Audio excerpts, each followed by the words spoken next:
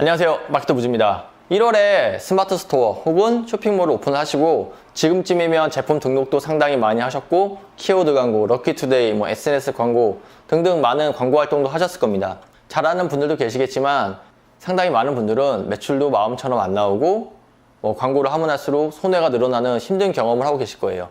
처음 시작하자마자 엄청난 돈을 벌겠다는 건 욕심일 수도 있지만 막상 그런 경험을 하는 상황에서는 되게 힘든 나날이 될 겁니다. 사이트를 분석을 해라, 벤치마킹을 해라, 잘못된 점을 고쳐라 이런 이야기를 많이 듣지만 전문가들도 자기 사이트에 어떤 부분이 잘못되는지를 찾아내서 고치는 거는 그렇게 쉬운 게 아닙니다. 그런데 처음 시작하시고 매출이 얼마 안 나오는 초보 판매자들의 경우에는 이 부분이 정말 힘들게 느껴져요. 그래서 오늘은 사이트에서 매출이 안 나올 때, 스마트 스토어에서 매출이 안 나올 때 어느 부분부터 봐야 되는지 그 포인트를 좀 말씀을 드리려고 해요. 가장 중요하지만 쉽게 놓치는 부분이 바로 타겟 고객이라는 부분입니다. 타겟 고객, 좀 말이 어려운가요? 그럼 제가 오늘 예를 들어서 좀 설명을 드릴게요. 여기 텀블러가 있고 제가 텀블러 판매자가 됐다고 가정을 해볼게요. 이 텀블러를 모든 사람들한테 다 잘 팔려면 오히려 팔리지 않습니다. 더 힘든 게 뭐냐면 이 텀블러라는 건 판매하는 사람들이 많기 때문에 이 사람들보다 더 많이 노출을 해야 돼요. 즉 광고비도 많이 들고요. 상세 페이지도 더 돈을 들여서 잘 만들어야 되고요. 사진도 잘 찍어야 되고 좀 더 체계적인 마케팅 전략으로 접근을 해야 됩니다. 그럼 결과적으로 돈이 상당히 많이 들어간 뜻이잖아요. 이거를 처음 시작하시는 분이 뚫고 나가서 텀블러에서 의미 있는 매출을 내기까지는 정말 힘이 듭니다. 투자를 충분히 하시겠다면 상관이 없겠지만 대부분의 분들은 그렇지 않을 거예요. 그럼 어떻게 하면 좋을까? 만약에 저라면 이 텀블러에 어떠한 컨셉을 좀 명확히 해서 타겟 고객을 노리겠습니다. 여기서 타겟 고객이라는 개념이 나오는데요. 저는 이 텀블러를 수험생을 위해서만 판매를 한다고 생각을 하겠어요. 그리고 그 텀블러에다가 그 텀블러에다가 달력을 부착을 한다거나 아니면 학생이 원하는 응원 메시지를 넣어서 합격 땡땡 이런 식으로 합격 텀블러라는 개념을 만들어내서 수험생에게만 판매를 하도록 노력을 하겠습니다. 수험생으로 고객을 한정해버리면 어떤 장점이 있냐면 일단 여러분이 바로 체감할 수 있는 건 키워드 단가가 상당히 떨어져요. 텀블러는 대표 키워드이기 때문에 엄청 고가격이고 경쟁도 심합니다. 하지만 수험생 텀블러, 합격 텀블러, 고3 텀블러, 공시생 텀블러 이렇게 세분화 키워드로 내려가면은 키워드 단가가 엄청 떨어져요. 아마 3분의 1 정도로 떨어지거나 더 이하로 떨어질 수 있는데 3분의 1로 떨어진다는 건 뭐냐면 트래픽을 3배 정도 끌고 올 수 있다는 뜻입니다. 단순 계산인데 방문자가 3배가 늘면 거기에 상응하는 만큼 매출도 늘어나겠죠.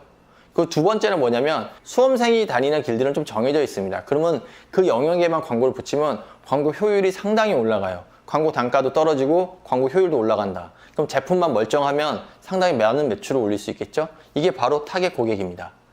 여러분의 사이트가 타겟 고객이 있는지 이 부분부터 좀 체크를 하셔야 돼요.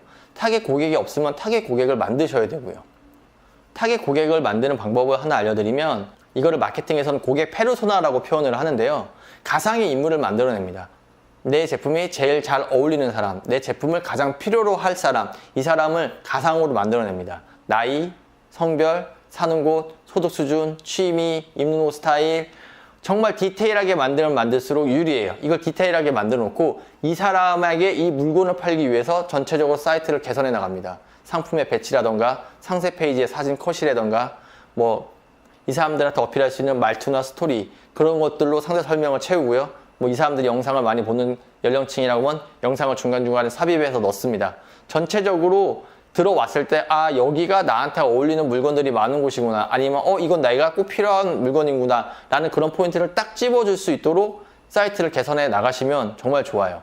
그런데 타겟 고객을 만들어냈는데 이거를 어떻게 어필해야 될지 잘 모르겠다라고 고민하실 수도 있는데 그 방법도 오늘 알려드리겠습니다. 고객 페르소나가 나왔잖아요. 그러면 이 페르소나한테 물건을 잘 파는 다른 카테고리들이나 동종 상품군이 있을 거예요. 그럼 여기 가서 이 사람들이 어떻게 이 타겟 고객한테 어필하고 있는지를 그대로 카피를 하십시오.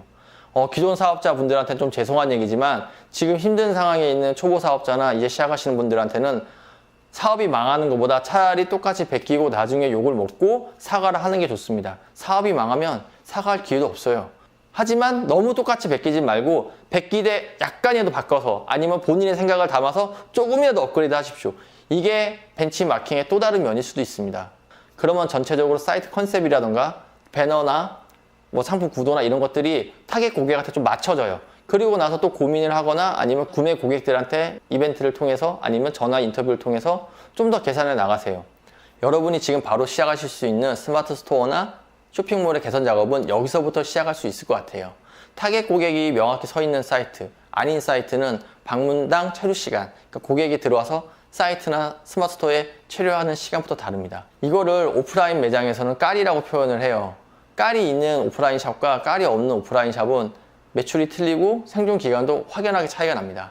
오늘은 여러분들한테 타겟 고객과 벤치마킹에 대한 이야기를 좀 드렸습니다. 많은 도움이 되셨으면 좋겠어요. 최근에 저한테 SNS나 아니면은 블로그를 통해서 문의를 하시는 분들의 스마트 스토어나 사이트를 들어가 보면 대부분 이 타겟 고객이 명확히 돼 있지 않는 경우가 상당히 많았습니다. 그래서 오늘 본인의 사이트를 가지고 주변에 물어봐서 과연 이게 타겟 고객이 명확히 서 있는지 한번 피드백도 받아보시고 곰곰이 생각하실 수 있는 시간이 됐으면 좋겠습니다.